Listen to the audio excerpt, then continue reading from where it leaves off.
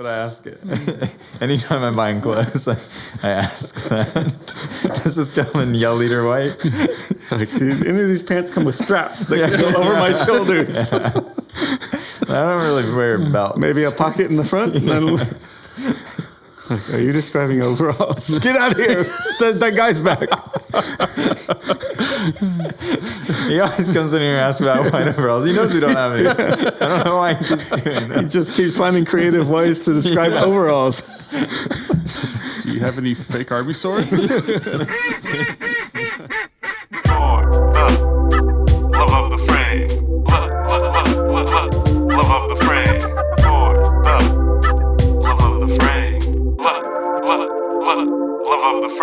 Welcome to For the Love of the Frame. Here with you is Tim, and also joining me is Ian. Hey, guys.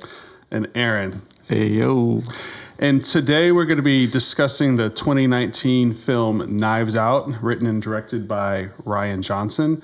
And before we dig in to this film, I just wanted to address the elephant in the room, the probably main takeaway for anyone who's seen this movie.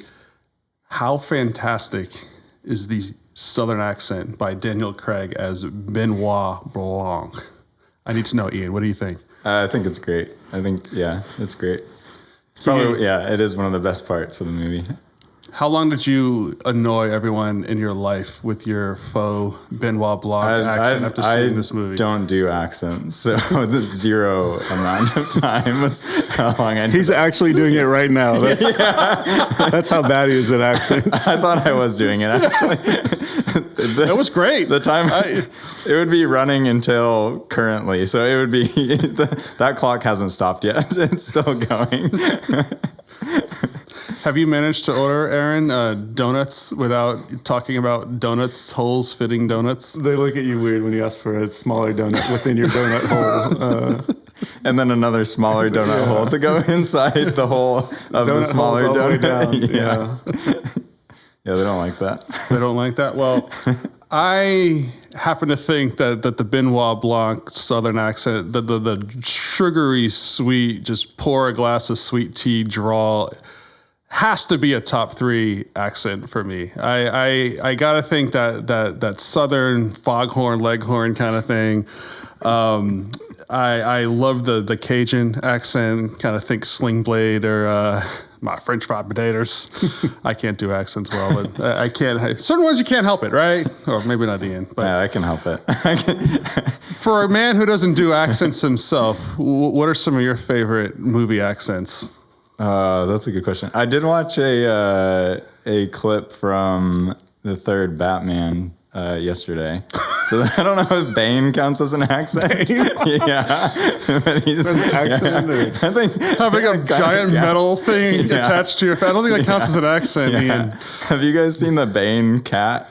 It's like no. At one point it's like the door like slowly closes and he's like, wait, why is this wet? And the cat is like slowly shows the cat and he's like, I peed on it.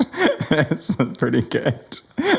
So that's probably my favorite accent. That's the go-to for me right now. What about you, Aaron? Yeah, the Southern accent is up there. Anything New Orleans. It's hard to think of accents. Yeah, it's hard to think of accents, but I definitely enjoy a good accent. There's a difference between ones that I think maybe I'm jealous of and ones that are purely entertaining. Yeah. I think a Russian accent in a movie is always amazing. Great bad guy accent. Yeah, bad guy accent. The variety of British accents is pretty, they got a wide range.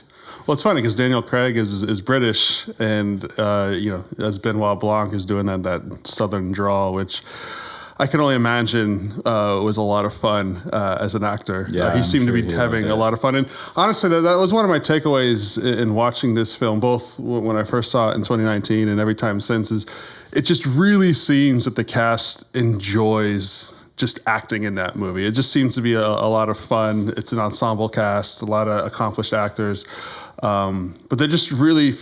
You feel like this togetherness and just the joy of being silly. And it's just a fun movie. I don't know if you caught that or felt the same way. No, it did seem like they were having fun with, and there are a lot of scenes where they're like all together in like the living room or something, and it does seem like they're having fun with it. Mm-hmm. And shout out to Ana de Armas for hanging in there with some heavyweights in what was really a breakthrough role for her. I mean, she held her own and it seems like a good indicator that she's turning into a heavyweight of her own. Like, she seems to have a very bright future. Very accomplished cast. So, as you sit now, which one's your favorite performance in the film? Yeah, that's a good question. I didn't prepare for any of these questions. That's how I like to ask my questions. Yeah, that's probably. I mean, I don't know. I like Daniel Craig. Oh, I like Chris Evans. I think he does a really good job. Like, and he's probably the funniest. Like, I love his CSI KFC line. Is like probably my favorite line of the whole movie. I thought it was pretty good.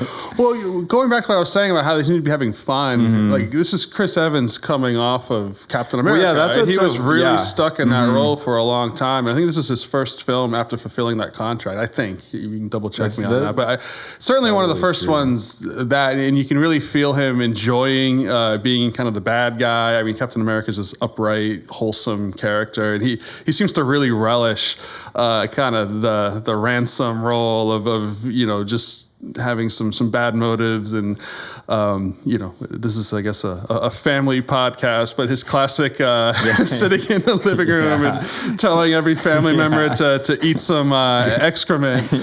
He just really seemed to be enjoying that. Yeah, it was pretty funny.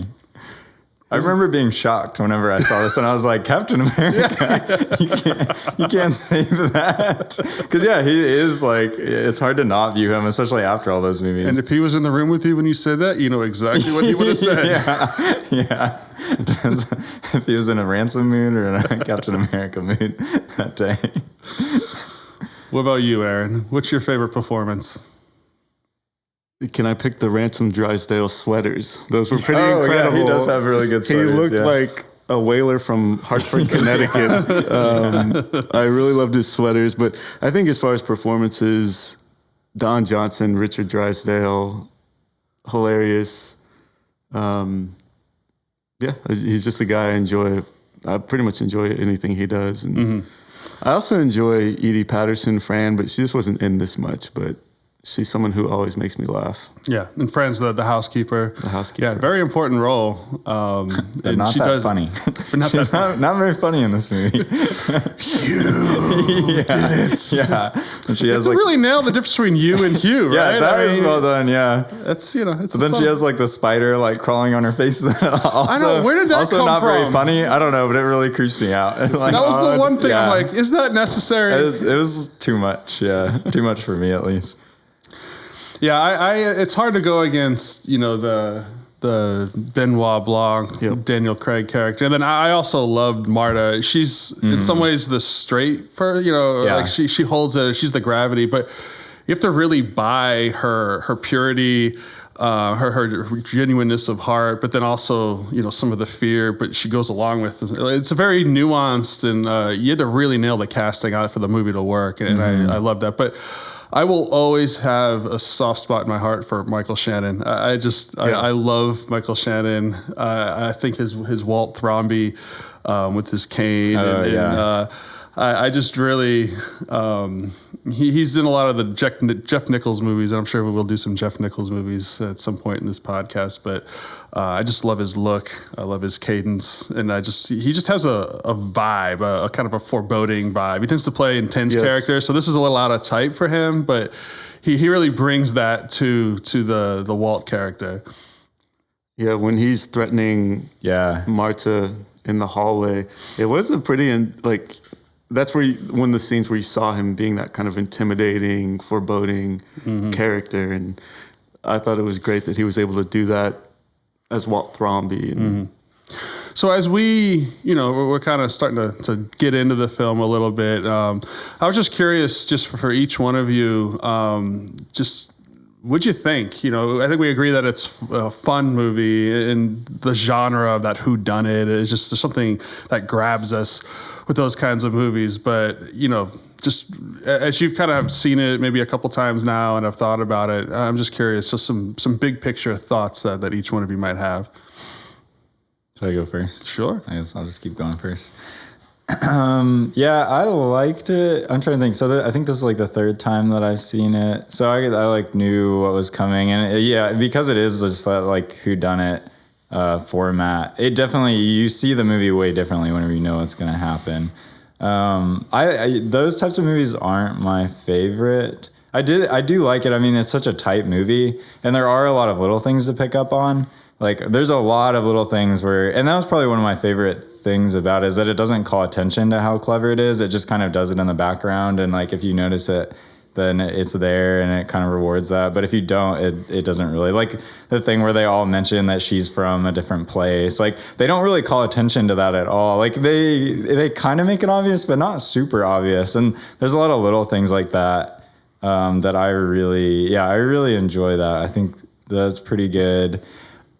Overall, yeah, I'm not a huge whodunit fan, and I do have some bones to pick with the movie. We don't want to hear them. Yeah. What I've gotten so far from our short time together is now you don't like accents, and you don't like whodunits. You really seem like you just don't like fun. That might be true. I just have high standards, so. Is that it? Yeah, anything that I do like, I just like good stuff. That's it. That's what I go with. I like good stuff. So. I think we've heard enough from Ian. I'm curious what you think, Aaron. On the other hand, I love a whodunit. When I was a kid, I was a huge Columbo fan as a kid. I love the whodunit format, and I think what I appreciated about this movie was that I feel like Rian Johnson loves a whodunit as well, and it felt like a movie made by someone who really appreciates the format.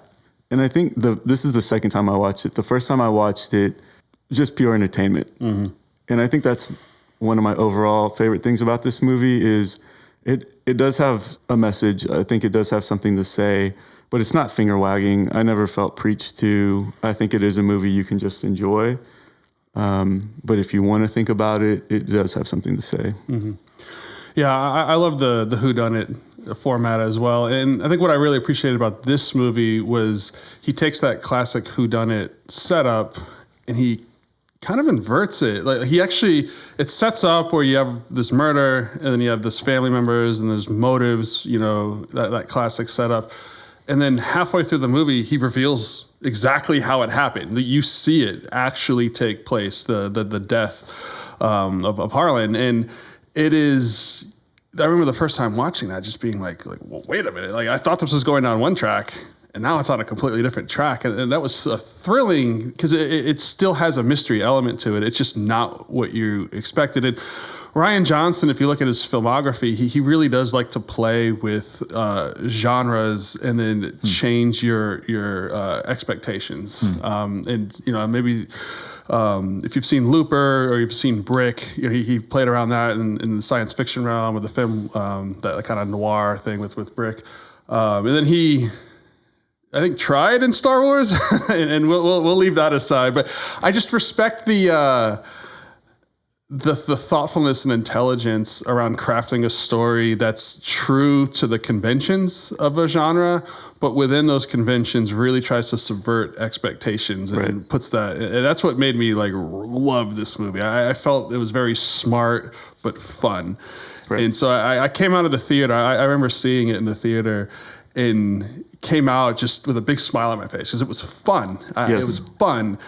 But it was something, it was saying things and it was smart. And when you can combine those two things, it just, Ian obviously feels differently. Maybe. But am I talking to you into it a little? No. maybe I just don't like fun because I'm thinking, I remember watching it whenever it first came out and I had friends that loved it.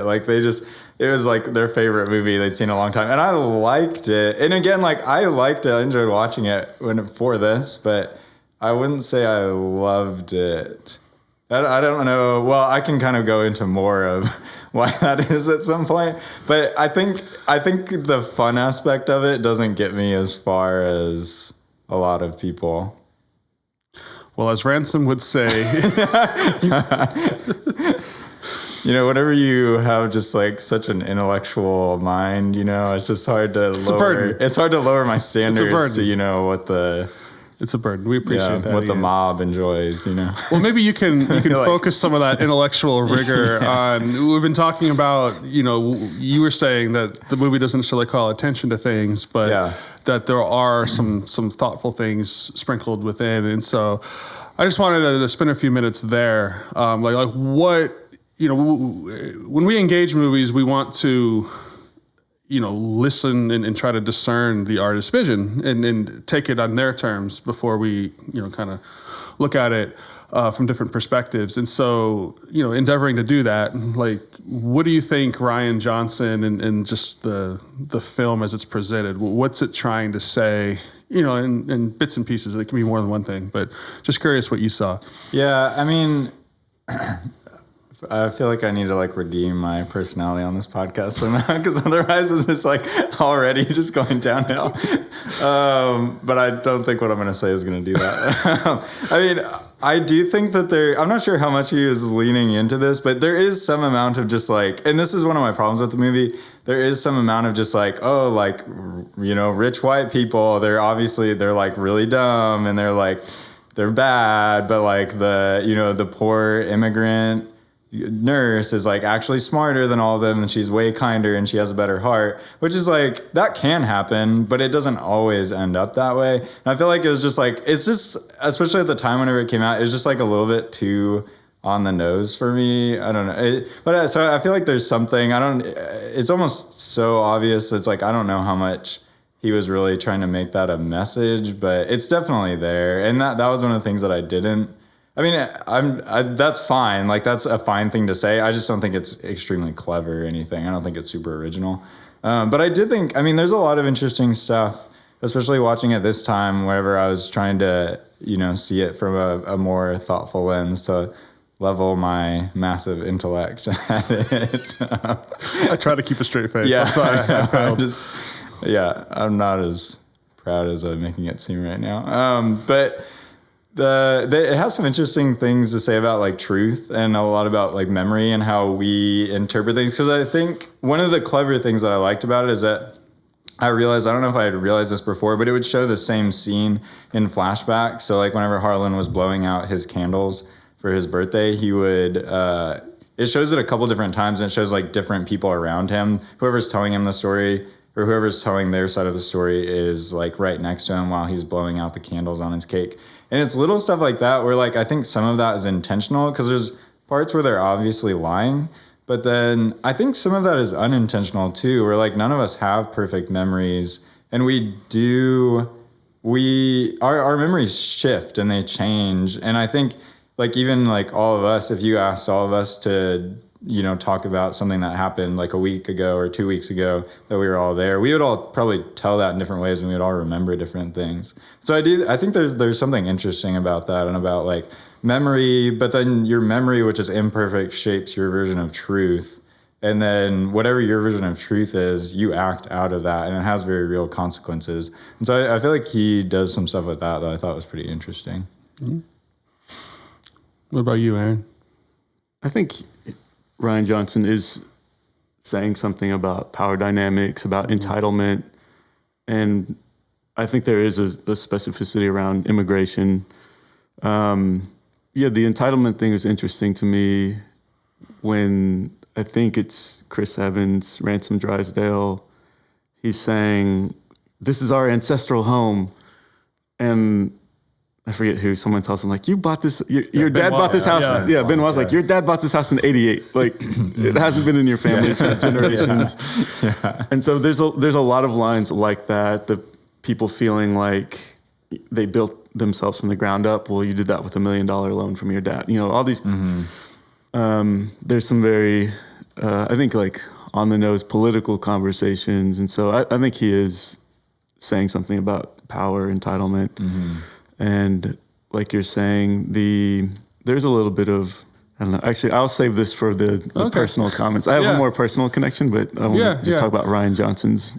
Yeah, no, and I think I see it a lot like how you see it, Aaron.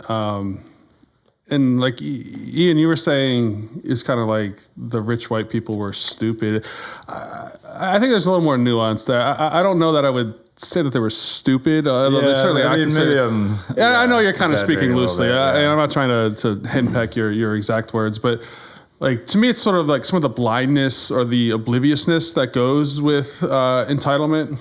And for me, one of my favorite kind of dynamics or exchanges was you see this recurring thing throughout the movie where Marta, she's respected and the family likes her. She's well regarded among the family, and you can see kind of like a smug self-satisfaction. You see several characters, throughout say, oh, you're part of the family. Oh, we're going to take care of you. Oh, somewhat humorously, but like, I wanted you at the funeral, but I got outvoted. Yeah. But that's the idea of like, they were trying to feel good about themselves, but then also distancing kind of, the unenlightened ones of the family. And you see several of them do that. And it's easy to sort of nod along with that. Like, I think the sentiment's genuine, but when, as it unfolds and when it turns out that Harlan in his will leaves everything to Marta, and suddenly they went from being incredibly wealthy to having nothing. That scene, I think what Aaron was referring to earlier with Michael Shannon as Walt in the hallway of Marta's apartment, and he's trying to get her to renounce, and he's saying, we can get you the right lawyers, we can take care of your immigration issues. And Marta is like, well, I'll take care of you. And she says the same thing to Meg. Meg was also, there's another scene where she calls up and she's just like, I have to worry about school. I can't afford it. I'll have to drop out. And, Marta's like, I'll take care of you. And that's not satisfying to Meg. Yeah. And to me, it's a clever way of showing without banging over the head. It's not exactly so. I'm not trying to say you have to be like a film major to pick up these nuances, but it came to me as clever of showing when you're in a position of power and means, you can feel good about yourself extending these things, to what you perceive as the less fortunate. But when it's flipped and you're the one in need, it's way less. Because I think from the Thromby's perspective, their words is their bond. So when they tell Marta, we're going to take care of you, they have every intention of taking care of her. So in their mind, it's like, that should be a high source of comfort. Like, that's as good as money in the bank. Like, you have my personal guarantee. But when it's flipped, they had no reason to think Marta wasn't a woman of her word, that she was going to, especially Meg. The movie shows they have a bond, but it's all about control. When you control the money, it's easy to be kind of, have that charitable heart and that charitable way. But when you don't control the money and you're truly dependent, it goes away. And I just really appreciated the way that it got flipped, because it's movie magic, right? Like in the real world, that kind of scenario, typically from being multimillionaire to being completely, it doesn't really happen a lot. And so to me, it's one of the magics of movie making, that you get to kind of go along with this plot that's maybe not necessarily realistic, but it's plausible enough that you kind of buy in. And so you get to sort of taste that role reversal, and it landed. At least for me, it landed. Yeah, I mean it does land for me. I'm trying to figure out how to walk myself back from the opinion that I gave before without, because I don't disagree with what I said, but I also think it came off a little bit strong. And I think he has. I don't think what he's saying is wrong. I just think that like at the time it felt like what everybody was saying, so it didn't feel like original. Well, I think in your defense, not that you need my defending you from your own words, but we'll take care of you, Ian. Yeah. See, I feel comforted now. I feel comforted. We will take care of you. Maybe a little patronized. But one of there's a lot of bad movies out there, and one of the marks of a bad movie is like this moralistic kind of bang you over the head. So it's easy to get sensitive. I know I get that way. And so you can kind of, here we go again, the same tired sort of cliche, not interesting message that, it's easy to get like, you've just been hit that way so many times for so many movies. So it's hard to encounter something like this from a fresh perspective. So I'm sympathetic to that. That's why I think I appreciate Knives Out more, because I think it refrains from the ham-handed, just beat you over the head, kind of what Aaron's saying. Yeah, I think I'm like halfway to that. I think it does a lot of things in a very clever way, and I appreciate that. I think some of it does feel a little heavy-handed to me, but not super heavy-handed. Like it's not like I wouldn't say like, oh, I'm not going to watch this again because I just think it's like so obvious and so boring. Like I don't think, but I do feel like what it is saying is like it pushes it pretty hard, at least in my mind. And that does, I would have liked it to be like maybe a little more subtle. But I don't know. This is progress, though. Yeah, I mean, I'm going to choose to see the progress. I'm just imagining people listening to this be like, yeah, that guy's a jerk. Like, I get why he doesn't like it. By the end of this podcast, we're going to have you speaking in a British accent. Yeah. It's going to be great. There's going to be growth all over the place. You're going to be a fun guy. If this podcast could make me a fun guy, then, man, I would... Aaron's holding really back a mushroom joke. I can see it. I just keep thinking of the Kawhi Leonard press conference where he's like, I'm the fun guy. I just can't tell you everything. And he does his awkward laugh. Ian is a fun guy. He'll tell you. Fun guy. So what are some of your, we've kind of kicked around what we thought Rian Johnson was saying or what the film is sort of trying to get across. I know, Aaron, you alluded to earlier that you had kind of some personal takeaways. I was just curious, like what you saw, and Ian too. That's maybe not exactly what Rian Johnson was conveying, but as we engage, we can kind of take what the movie's saying and what we agree with, but what we reframe and maybe think about in a different way. Yeah, I liked the quote from Benoit Blanc. It's at the end of the movie. Marta has won, and he tells her, you won not by playing the game Harlan's way, but yours, and you're a good person. And that was interesting to me because in my personal connection to the movie, it kind of reminded me of the book of Proverbs, which is like this is the way that things should be. And you read these Proverbs, and a lot of them you're like, well, that ain't how the world works. That ain't how the world works. Like, bad people prosper all the time. Good people get hurt. Like, and so I appreciate the message of the movie that being like Marta being caring, Marta, even when she was lying earlier in the movie, it was always to protect other people.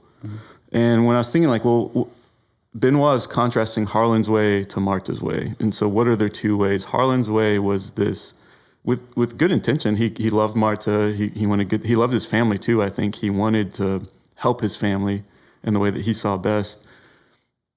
But it was deceptive. It was, he lied, he deceived, he tricked, and he wanted Marta to follow that way. And I thought it was interesting that Benoit pitted Harlan against Marta, because why would he kind of hold them up? He didn't say the Thrombies. You beat the Thrombies. You beat Harlan.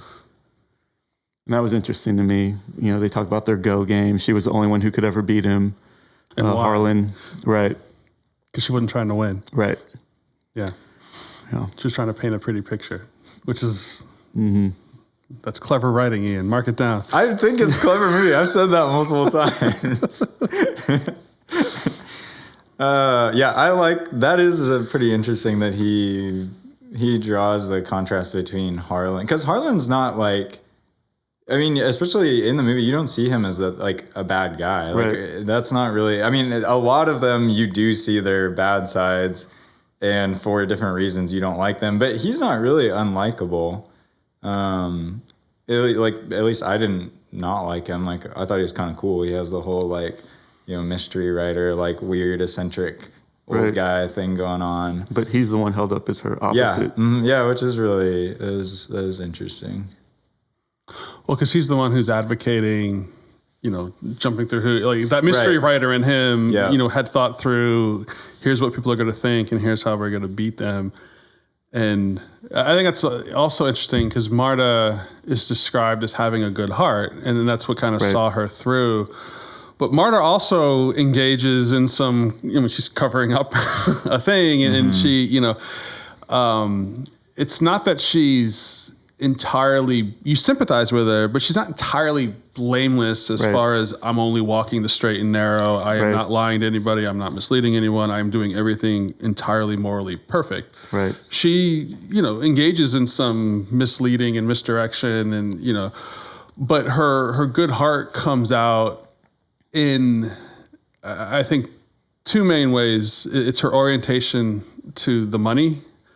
And that doesn't have a hold on her. That does not warp her motives or anything. And then also, with Fran. Thank you, Fran. Obviously, when she has everything to lose, she can walk out and let Fran die. It's a bad scene, right? Yeah. Mm-hmm. Or like. It was, Ransom didn't account for the fact that someone would harm their own self-interest to save another. It's that sacrificial love, basically. Right. Like her good heart led her to bring in the authorities, and it meant giving up the inheritance and possibly going to jail, having all the threads come undone.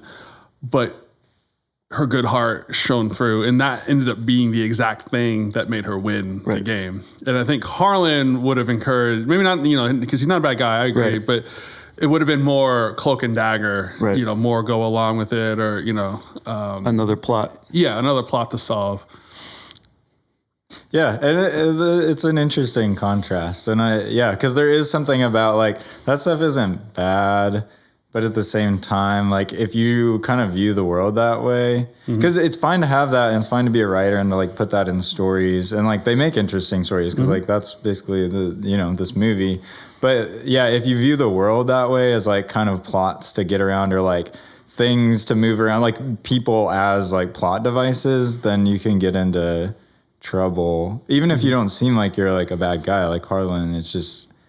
Yeah, you end up dehumanizing people, and in contrast to that, Marta she very much views everybody as a human being, and she acts accordingly. And like you said, she's not swayed a ton by the money, like, or any of these consequences. She really is just trying to do whatever she feels like is the right thing to do. One of the things I wanted to kick around, and it struck me as I was thinking through the film, is what each of the, of the family. So, the Jamie Lee Curtis character, the Michael Shannon character, Ransom, the Chris Evans character, Don Johnson, Jamie Lee Curtis's husband. And I should probably be using character names, but my brain works more with the actors. Mine's the opposite. Yeah. I don't know any actor names. But basically the kids, so the adult, children. And then Toni Collette, who is Joni, who was married to one of Harlan's children who passed before the events of the film. But what their orientation is to the money, Harlan's money. And I thought it'd be interesting to kind of take that apart. And so...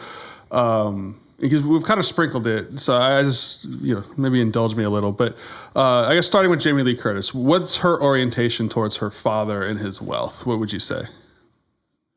First, I have to look at the board to see who that is. Linda Drysdale. Yeah.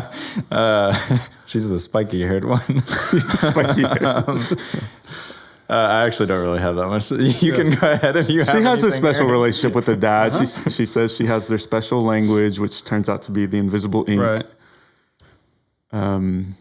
But she, as you mentioned it earlier, I think, Aaron, she's very proud. And during that first interview scene, like, I made my company. Yeah. I built this from the ground up. I'm like my dad. And but then you find out later she had $1 million loan. Right. And it's, I think, not easy, maybe that's the wrong word, but it's easier to build something from the ground up when you have $1 million loan from your dad, and then you have a safety net that if that failed, she could go all in, she could quit, she could not work for however long to, like, really throw herself into that. It's a huge opportunity. It's a huge leg up.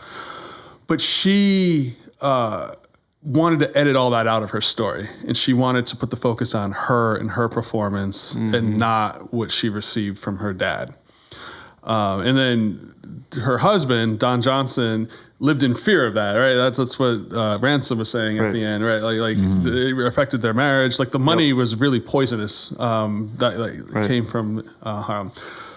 Michael Shannon's character, right? He's the one who was just the caretaker and kind of had no legs. You know, it was almost a pity position, you know, and he desired significance. He desired, you know, the movie rights. He wanted to play with it and make a name for himself as a sort of heavyweight producer or maker of movies and using his father's stories. But his orientation to his father and his wealth was one of like, you're impeding my identity. You're impeding my ability to make, you know, not at all, you know, creating for himself. Toni Collette, Joni, she's the in-law, right? And she's also clinging, and she's stealing from him. She's double dipping, right? I mean, right, in hoping it's not noticed. It's not an orientation, I guess, of love. And I don't want to belabor it, but I agree. Jamie Lee Curtis has the most affection, but she does have a wall up there. And this is where we're gonna have to roll with me a little bit. This is what we're allowed to do in this podcast as a metaphor, and it's not a perfect metaphor, but in this sense that Harlan is the creator of the wealth and the creator through his own work, through his own creativity, through his own kind of being. It's almost godlike, right? As a creator. Yep. Mm-hmm. And then the family are almost like those who are sons and daughters of God. And I think as Christians, we can have an orientation towards the gifts of God and the grace of God and being in the family where we can become entitled, where we can want to claim like God effectively gives us that $1 million loan, or effectively makes us the caretaker of his writing, you know, library, and that we want to smuggle our own deeds. We want to have our own significance apart from the creation of who we are and what we have. And so I think that's maybe why, you know, some of Ian's criticisms didn't land as hard with me, because I felt like I identified more, and not just, you know, as a white guy or whatever, but like on a spiritual level, like, I do think that attitude can come in, and the Marta figure, if you want to go way back, it's almost the Jew-Gentile thing, right? But there's almost that upside down element of the kingdom where Marta, she cared about the relationship, and she was hired, right? It's not a perfect thing, but once hired, why did she give a claim? Like, it wasn't that she was unusual as a nurse. She was just doing the right drugs in the right order. I think thousands, if not millions, of nurses could have done the job. But the reason Harlan liked having her around is she listened well. She's, you know, you see these cutaway scenes. She's on the computer next to him, and he just liked the relationship. Right. And that's all it was. She played board games with him. She didn't want anything from him. She didn't expect anything of him. So everything that came was a gift to her. And then as she navigated this whole will thing, the whole reason she navigated through it is because she wasn't pulled aside by money. She didn't see him as a means to her security, or his money as a means to her security. She just cared about him. And I just thought that was a really interesting picture of, you know, some of the struggles in church or as Christians, and how we can have a corrupted view of what we're owed and what our status is, even as being in the family. I know it's a lot to drop, but I don't know. I just thought that was interesting. Yeah. That is interesting. I keep thinking of Joni Thrombey. Her relationship with the family's tenuous. Her spouse has passed away. And it seems like her one source in the movie is her daughter's college. Yeah. And her daughter's about to finish college. She's about to become an adult. And so she seems to have this fear that she's about to be cut off. So she's trying to take as much as she can, you know, before the line's closed. And just thinking through each of the children, their orientation towards their father, that's probably one that I relate to the most, just that wrestling with like, how much does the father actually love me and want me, and like, is our relationship tenuous? And so it's interesting to think through the kind of archetypes there. Yeah. Yeah, it is. It's pretty good, Tim. It's a good. Are you having fun, Ian? Yeah. I see. This is real fun. This is what everybody should think is fun. No, I mean that is pretty interesting, and just what you were saying of like kind of thinking of like who you relate to the most, like through that lens. And I feel like there's definitely a part of me. I mean, I think I can relate to that Joni, but I think like to Linda too, of kind of just thinking like, just like, oh, like, yeah, I did this, like, or I'm here because of the decisions that I've made, and like, but kind of downplaying like all of the way that like God's done huge things, like where I was born and who my parents were and all that stuff, where it's like, and just the whatever, like the way even my personality and all this stuff is like that I had no control over. But then, there's little stuff too. It's just like, there's just so many things, and it's easy to want to like minimize the help and minimize, or not even the help, like minimize what's given to you, and try to maximize whatever you feel like you've done. And I feel like that's definitely been like, I think, a struggle for me, or that I've noticed that definitely growing up and seeing that mentality and seeing that mindset, and like just trying to get out of it is, it's been something that. Well, because it robs you of joy, right? Right. Yeah. And I think you see each of those adult children, like, he was a good dad. I mean, right, they don't go into his fathering, I guess, but like, he's a good guy. Right? There's nothing, and the tension in each one of those relationships is related to the desire of the children to be somebody or to be perceived a certain way, and to kind of fill that identity piece. And so instead of having this loving relationship, it became an impediment because they saw him as a means to an end. And it just really, it moves me, and I did not cry in this movie. I cry in almost every movie. I did not, to be clear, cry in this movie. But I do find it moving, like that upside down, topsy-turvy nature of God's kingdom, where it says like the last will be first, the first will be last. Like, this movie kind of gets at it. And now I have no illusions that Rian Johnson's trying to show the upside down nature of God's kingdom, but it kind of inevitably comes out. And there's a version, right, where someone in Marta's position would have this massive estate dangled in front of her and be a gold digger. We see those stories in the news too. But in this particular story, it's, almost like David, right? He was known as a man after God's own heart. Didn't mean he was perfect. Marta wasn't perfect. But through it all, David kind of wasn't interested so much about being rich or so much about the privileges of being king. It was, he wanted the company of God. And like, that's why I think, going back to your thing of Marta's way being pitted against Harlan's way, if Harlan had listened to Marta, he'd still be alive. That's the ultimate irony. That's an interesting in the part thing, of it. right? Yeah. He's the one that forged ahead, and she was willing to turn herself. She would have suffered any consequence because she wanted him to still be. She wanted his well-being above all. Right. He's the one that chose that. It's an interesting little wrinkle in it. And so it really is Marta's sort of love and devotion to Harlan that's the thread throughout the movie, to me, that defines her character and why she was able to navigate that. Well, and kind of what you're saying earlier, just it obviously, the way that all of the children act, they're doing that because they think that that's going to make them happy, right? So like Joni wants the money because she wants to be secure. She doesn't have any other source of income. And like Linda, she kind of has this pride and she wants to feel good about herself. But yeah, you look at all of them and they're like horribly unhappy. But then you look at Marta and like, it is kind of like a Proverbs type thing where it doesn't always work out this way, but it is kind of a cool picture of like, if you had to pick who you would want to be in the movie, you're not going to say like, oh, I want to be Linda, or like, I want to be Walt, like, unless you just want to be like some really intimidating, like creepy. He's not even that intimidating, except for he's just like really weird and like kind of sad, like kind of pathetic. Is there a small party that wants to be Ransom? There might be a small, yeah. I mean, Ransom is obviously the cool guy. Yeah. In mentioning that he's a fun guy, forgot to mention that he's also a cool guy. I'm going to show up next time with like one of those sweaters on. Thick cords knitted into the sweaters. Yeah, I'm going to be driving an old BMW. I know the one I related to most was the lawyer trying to do the will. When he's just like, that is not how it works. And they're just like, but, and they're Googling. And he's just like, no. And he's like, where'd you get that? Did you just Google that? Yeah. Is that just because he was bald though, Tim? Well, obviously. It's the bald brotherhood.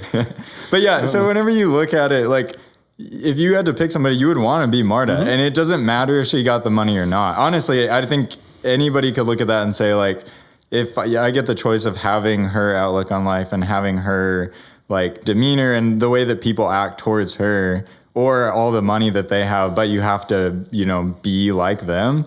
I mean, I think the pretty clear decision is that you would pick her, like, because it's just based on value. Like at a certain point, if money is like that corrupting, then it doesn't have as much value for living a good life. And it paints that.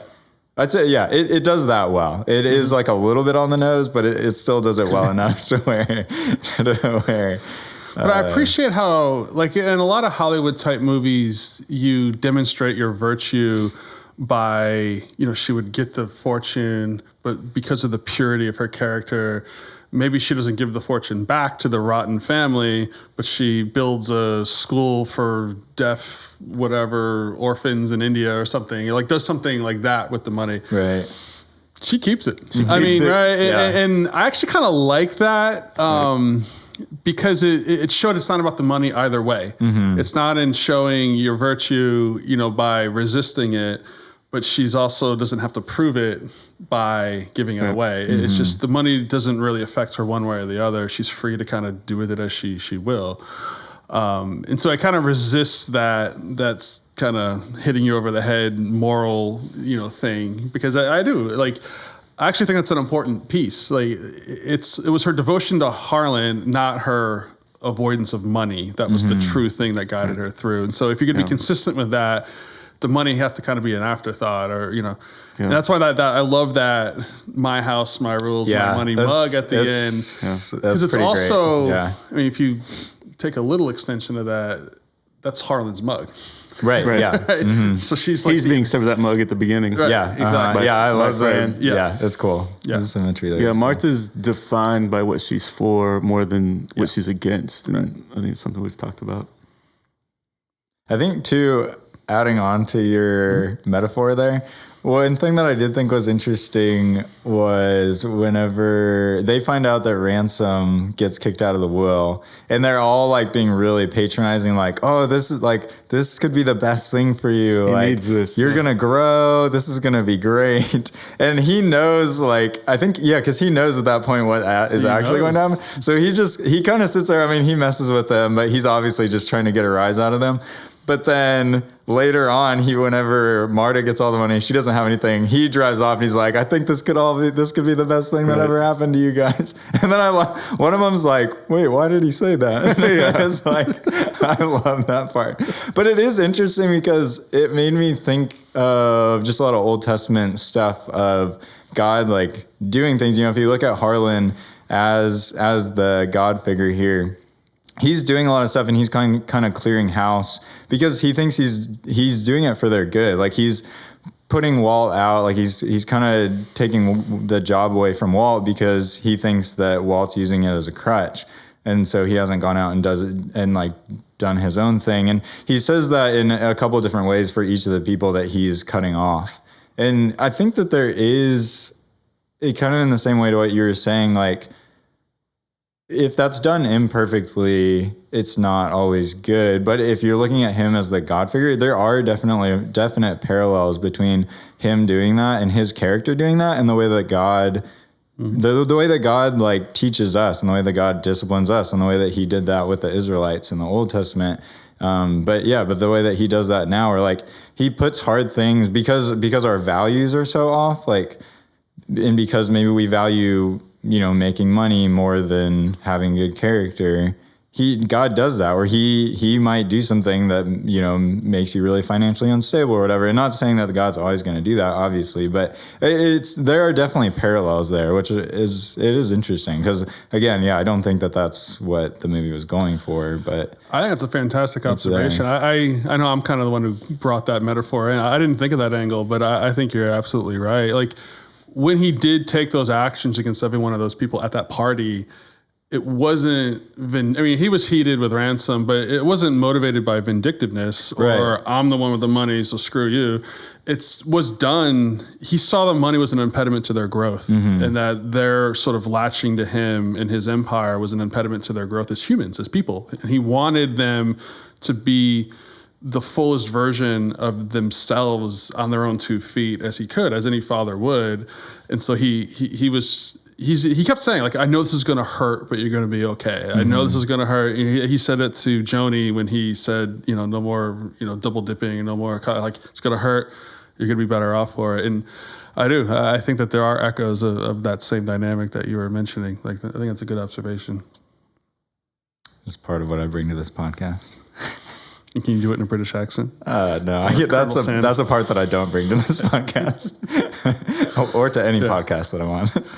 Well, I know we're starting to get up there. It's time to kind of wrap things up. But before we go, I just wanted to hear, we've kicked it around. We've talked about it. I know Ian has completely changed his mind. But just, zooming back out again, just what's your rating? How would you would rate it? What's the scale? Whatever you want it to be. Out of 5 donuts. How many holes are How many holes would you put in this donut?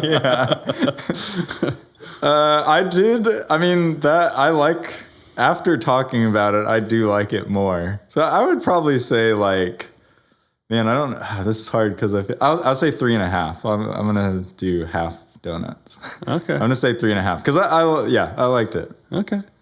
What about you, Aaron? Yeah, I'm terrible with ratings. I totally overthink it. I would say I do like it. I would watch it again. I would recommend it. And I would watch it right now. Right now. I've actually been watching it during this podcast. No. I'm going to struggle to give it a number. So, is your 3.5 out of 4 or 5? Oh, it's out of 5. Okay. Yeah. Or 10. Yeah. It's out of 20. Okay. I just had to ask. Yeah, I think for me, I'll stick with Ian's 5-star kind of framing. 5 donuts. 5 donuts, excuse me. 5 donuts. 5 donuts. Is it like a donut with a hole, and then that hole has a hole? Yeah. So it's just 5 mini holes inside the donut hole? It's like a donut Russian doll kind of situation that we have going here. It actually never ends. It's donuts all the way. All the way. So I think for me, my approach... Any solid whodunit's going to be a floor of 3 donuts. Okay. Mm-hmm. And then when you have that kind of CSI, KFC, Foghorn Leghorn thing, you cannot go below 4 donuts for me. And purely on the strength and the plot device of Marta puking every time she needs to do it. What is it? The regurgitative reaction to mistruth. Yeah. That puts it to a 4.5. All right. Yeah. It's high praise. That is high praise. Think about all the movies. It made my personal top 10 of 2019. Wow. Okay. All right. I give a lot of points for I watch a lot of movies. I watch a lot of depressing, and sometimes the more depressing, the better. I watch a lot of like artsy movies. There's just a place where movies are fun, and I still go back to this movie because it's fun. The actors are having fun. The dialogue is fun. It's just fun, and the accent has a lot to do with it. The ridiculousness of someone puking every time they lie. The end scene where she like pukes all over Chris Evans, and then he goes and tries to stab her. It's the perfect intersection of smart and poignant. I mean, it's saying things. And I can draw things out of it and just fun. And so I know it's a high rating, and I'm not trying to be an easy grader, but I really, really liked it. And I cannot wait. I know, and I've read that Daniel Craig just loves the character after all those years of doing Bond. He loves the freedom he has with Rian Johnson. So he's, I think, signed on for 3 or 4 more. Oh, wow. And Rian Johnson loves writing these caper. I think he grew up a fan of it. And so the second one, I think Netflix has financed Netflix. like the next, I think 3. Actually, they have it on there already. You can't watch it. Are they going to be Benoit Blanc stories? All of them it's like Sherlock Holmes. They're all Benoit Blanc. Everyone's a new ensemble cast. No overlaps, no linking. So they're entirely anthology. There's no overlap. That's interesting. But opening night, man, I am I am there because it's definitely it hits the sweet spot for me. I'd be there like 3 days after opening night, I think. Like, that's right. It's like, I do want to see it, but no, I'm just kidding. I'll go see it with you, Tim, if you want. Do you have any parting recommendations based on this film? Ooh, any recommendations? I don't know. I like Sherlock Holmes. That's like the only mystery stuff that I like, but I like the books, so that's what I would just say. I would just say go read Sherlock Holmes because I think those are Conan Doyle is he. I mean, I think he just does it the best. That's kind of my opinion on whodunit stuff. What about you, Aaron? Columbo. None of the thoughtful aspects of this, but all of the fun. Yeah, it's just a great. One more thing. That was his. I've never seen it. Yeah, well, you gotta watch it. You're under 50. Yeah, I think for me, and I mentioned it earlier, but less whodunit and more Rian Johnson. But I really liked Looper. It's an interesting take on a science fiction time travel.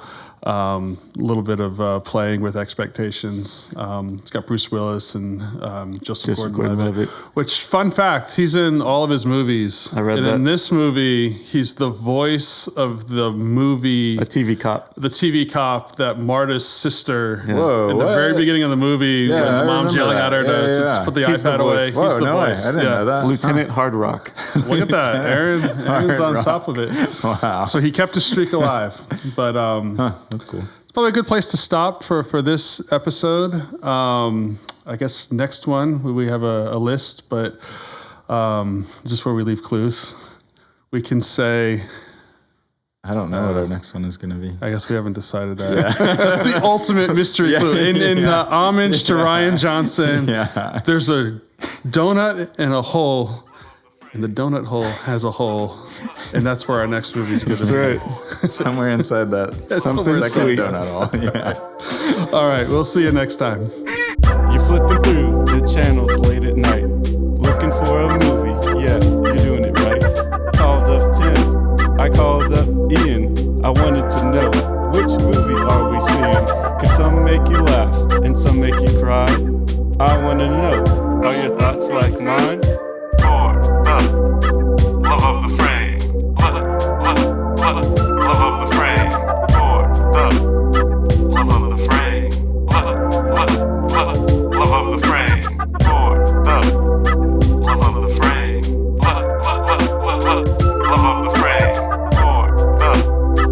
love of the frame, love of the frame, for the love of the frame, love of the frame.